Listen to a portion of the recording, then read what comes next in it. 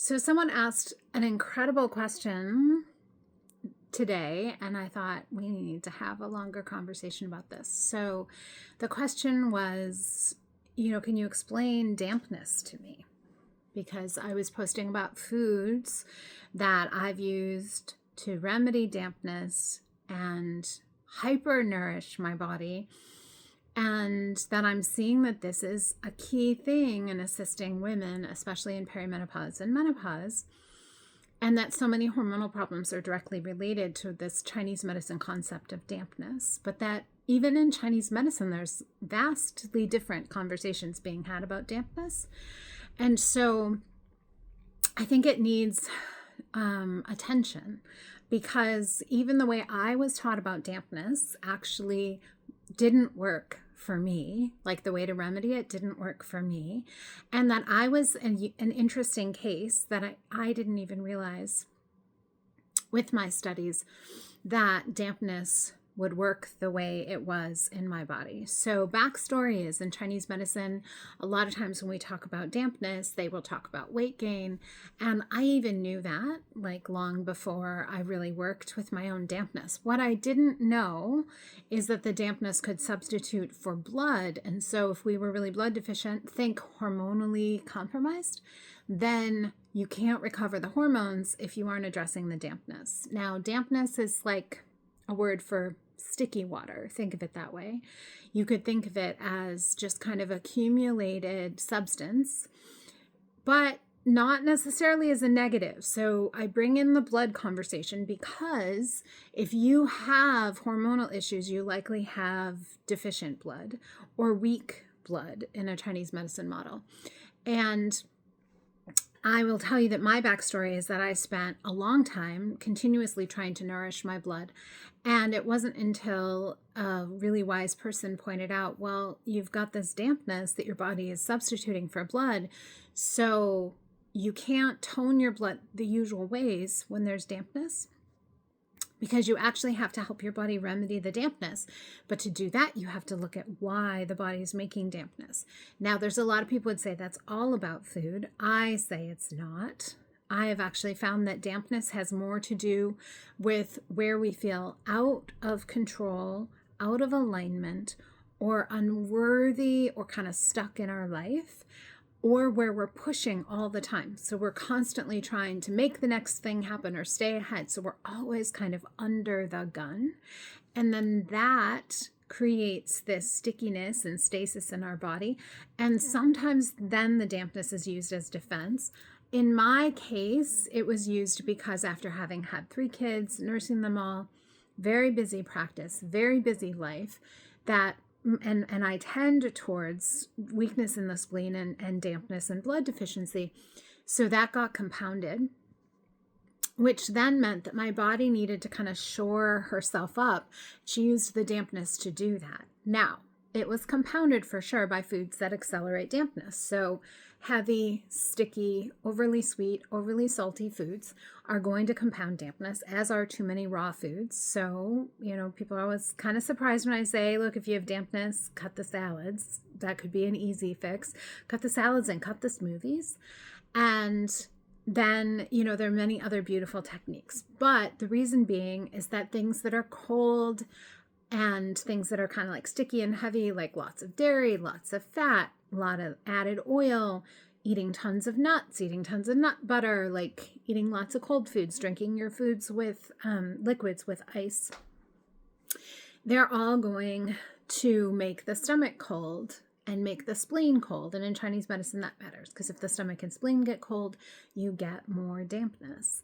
Then if you compound that with, if you have a lot of emotional stasis, like you've had, trauma, you feel like life has just been hard, you've experienced rough things that you are amazing because you're still here having this conversation, but they were definite challenges in your life. That also could be a reason that your body then generated dampness. I find dampness has a key component hooked with lots of unfelt emotion. So that could be another piece. And make no mistake, thyroid problems, menopausal hormone issues, adrenal problems, in every one of those instances, I find a need to work on the blood, work on the dampness.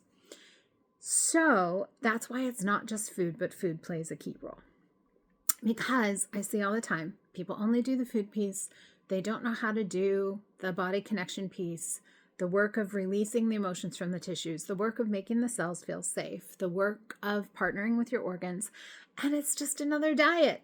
And actually it can trigger all the emotions because it's like, oh, I don't get to have anything good or fun or nice.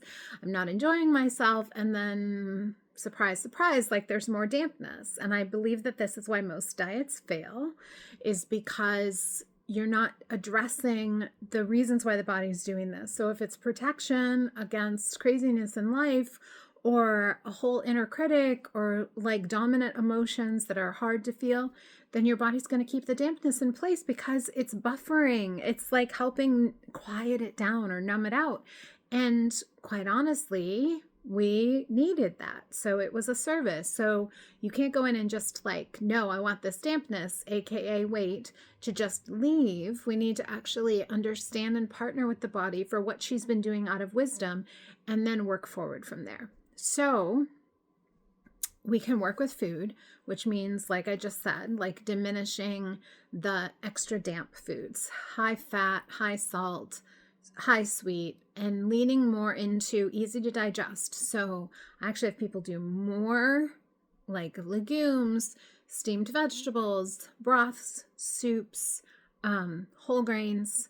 You don't actually want to cut out grains. I hate to say it, but like diets like keto, carnivore, they're extremely damp evoking, really end up kind of accelerating that ultimately. So even if people lose weight, the dampness accelerates. So that's why I also see that then sometimes like there are problems afterwards where the damp is accumulated. One of those we see a lot is like the bones start to get replaced. Do you see that in elderly people? Like the bone marrow starts to get replaced by fat. That's dampness having settled into that deepest layer. Sometimes people have fatty deposits happen. You know, you see the little spots, like the yellowish bumps, like around the eyes. Those are cholesterol deposits. So that's dampness. You might not even see it though. So that's the thing. So, you know, having someone properly assess for dampness who understands the whole perimeter is key. But on the food front, it's about making things super easy to digest, light, nutrient dense, high in fiber. Those things will help. On the emotional front, it's learning to get comfortable truly feeling things and moving them through the body. This is where alchemy can really help. On the movement front, it's doing movements that are nourishing. That's why I teach Qigong in the Vitality Collective, because women's Qigong is totally different. In fact, I was just telling someone, you know, I had a mentor who once said that helping women heal is so different than men. And so this is why I always kind of balk at a lot of male practitioners who say like they've got the solution for us, you know, menopause. And a lot of female practitioners are just following the male model, which is, you know, just go harder, like cut out foods harder, push harder, work harder, take more supplements, do that harder, take more hormones, do that harder. Like there's this whole mantra. But if you think about what dampness is that it's actually where we've negated self. And so going harder is not necessarily better, because you may actually entrench more of that, like not deserving, unworthy, don't belong. I don't have a body that is responsive. I always have to do more than other people, which is going to generate more dampness. And if that dampness doesn't show up for you as weight, because it doesn't for a lot of people, it then might show up as accumulations. I have people I work with who are dealing with like cancer or chronic inflammation who do not have any weight, but their dampness did go to their joints or tissues or organs. So it's not always about weight, but I bring that in because for a lot of women, that's a big facet. And so dealing with the emotions, dealing with any beliefs, beginning to learn how to move your body in a nourishing way. These are all big components. I teach this. There's a class in my tribe group called Release. That's all about this, as well as the Body Abundance class. Both are about this topic. We're going to be diving even deeper into that this year in the tribe when we start working with the different organs. Each month we're working with a different elemental aspect and the organ associated with practices and foods and emotional techniques and energetic techniques to remedy that, which is a remedy to move deeper into clearing the dampness. We're also going to be working with the wood element and some deeper release come this spring. We're going to also be working with menopause, and then there's going to be a class on working with the energetics of how our metabolism actually works, which relates to dampness, but is something different. So there's a whole year of awesome ahead in the tribe. Definitely, if you want to learn how to do this and not waste time buying books, because I actually haven't found a single book out there, which is why I'm writing one, that properly addresses this. And because I see that a lot of acupuncturists don't actually understand what it is. As an acupuncturist and a naturopath, I can say that.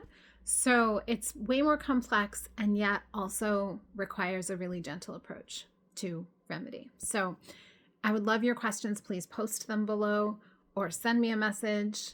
And we would love to see you in the tribe. And if you want more personalized work, you of course could set up a free visit with me for alchemy to explore doing a much more involved path. But either way, there is a path forward. And thanks for listening to this mini class on dampness.